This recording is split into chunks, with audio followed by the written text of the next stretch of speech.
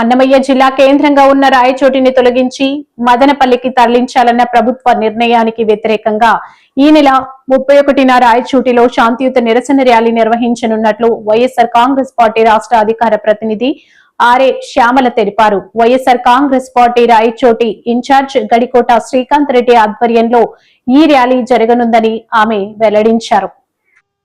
అందరికి నమస్కారం. ముందుగా రాష్ట్ర ప్రజలందరికీ కూడా ముక్కోటి ఏకాదశి శుభాకాంక్షలు. ఈ రోజున ఆలయానికి వెళ్ళి బాబు గారికి కాస్త ఈ వెన్నుపోటు చేసేటువంటి బుద్ధి మార్చమని ఆ దేవుణ్ణి ప్రార్థించి వస్తున్నాం. ఇప్పుడే అంటే నాడు అన్నగారికి వెన్నుపోటు, నేడు అన్నమయ్య జిల్లాకి వెన్నుపోటు. ఆయన ఈ వెన్నుపోటు అనేది ఇలా ఒక ఆచారంగా కొనసాగిస్తూ ఉన్నారు. అది మన గ్రహపాటు. ఇక ఇప్పటికైనా ఆయన తీరు మార్చుకుంటే చాలా బాగుంటుంది. ఎన్నికలకు 2 నెలల ముందు కూడా నేను రాయచోటిని జిల్లా కేంద్రంగా ఉంచుతాను, జిల్లా కేంద్రంగా చేస్తాను అని ప్రగల్భాలు పలికి మాటలు పలికిన బాబు గారు ఈ రోజున ఆ మాటని దాటేస్తున్నారు.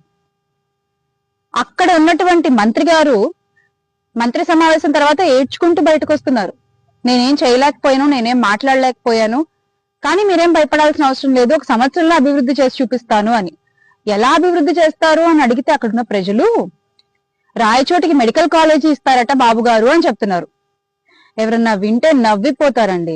పులివెందుల్లో ఉన్న మెడికల్ కాలేజ్ అమ్మకానికి పెట్టి రాయచోటికి మెడికల్ కాలేజ్ ఇస్తారని బాబు గారు చెప్పడం, మీరు నమ్మడం, అది మళ్ళీ మీరు వచ్చి ప్రజలకు చెప్పడం.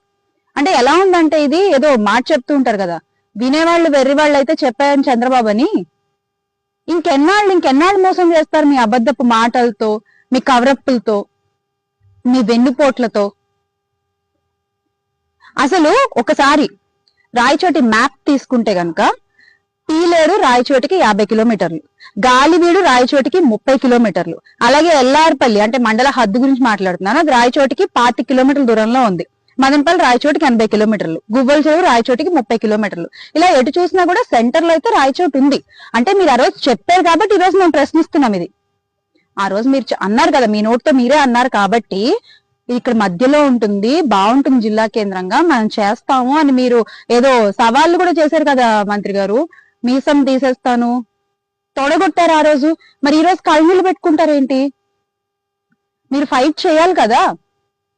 ఆ ఫైట్ అక్కడ ప్రజల కోసం, ఆ ఫైట్ రేపు గడికోట శ్రీకాంత్ రెడ్డి గారు చేస్తున్నారు. ఆయన చేసేటువంటి ఈ యొక్క ర్యాలీ విజయవంతం అవ్వాలి, అక్కడ ప్రజలకి న్యాయం జరగాలి అని మనస్ఫూర్తిగా కోరుకుంటున్నాను.